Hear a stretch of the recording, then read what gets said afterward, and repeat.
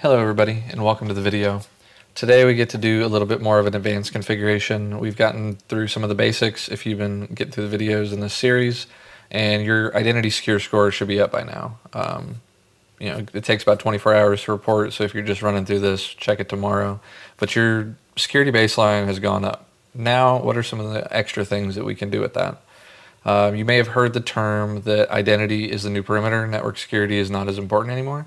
It is true. Everybody's working from home. Everybody's traveling. Wi-Fi all over the place. Cellular connections. You can't necessarily guarantee that somebody's going to be connecting through your corporate network. So we basically are moving all authentication off of on-premise systems onto Azure Active Directory, and we get to control all of that with conditional access policies. So today we're going to create a geo-blocking conditional access policy to block everybody that's outside of the United States. And you may hear a bunch of people saying, you don't really need geo-blocking, yada, yada, yada. It's one policy. It's super easy to keep up with. You just exempt the countries that you actually do business with. It's not that hard. And what that does is, technically Russian hackers, they can mask their IP, they can do a bunch of stuff. They can say that they're coming from the United States. True. But there's also an army of bots out on the internet, especially with artificial intelligence coming out. ChatGPT is only going to get more and more, and you might as well just block like 98% of the world that you're not doing business with. You're not doing business with them, so who cares if you have a policy to block their access? That is a topic of debate on some things, but I firmly recommend putting in a geo block policy. So to do that, we're going to go over here to entra.microsoft.com. We're going to go to Azure Active Directory, and we're going to go to our conditional access policies. We're going to start off in named locations. And Azure AD has this thing called country location to specifically create an object for that location. You can also do IP ranges. So if you have specific IP subnets that you own that you want to whitelist, you can create like an HQ network, something like that. But we're going to stick with country location. And there's two ways that they do country location. They do it by determining the IP address, or they can also do it by GPS coordinates. If you turn on the GPS coordinates one, everybody has to have the Microsoft Authenticator app. They have to have an application on their phone that can actually do GPS coordination, otherwise they're going to get an error message. So I would recommend sticking with IPv4 addresses only to start off with. And I'm just going to select United States.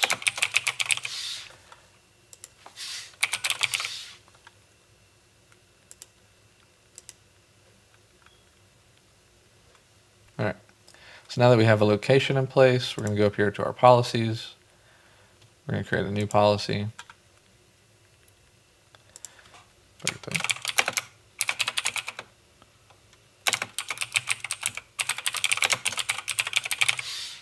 Geo-block unsanctioned countries. We're going to do this for all users, exclude our break glass account.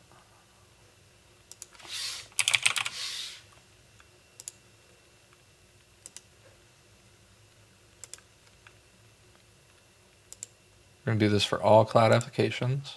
And the condition is where we want to get specific. We're going to configure it to include any location, and we're going to exclude the United States.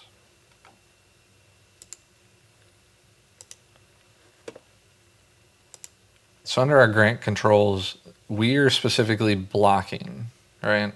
So the exemption is the United States. So under our grant controls, we want to click block access.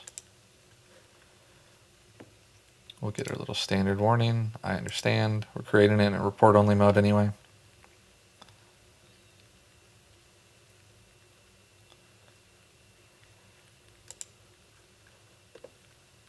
So go ahead and click that on.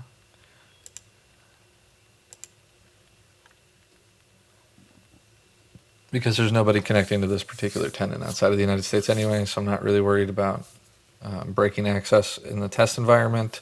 But yeah, so anybody can access it from within the United States. But if anybody tries to hit Office 365, if they try to hit any type of application that's federated to Office 365, Azure Active Directory, it's just going to get rejected if it's not in the United States.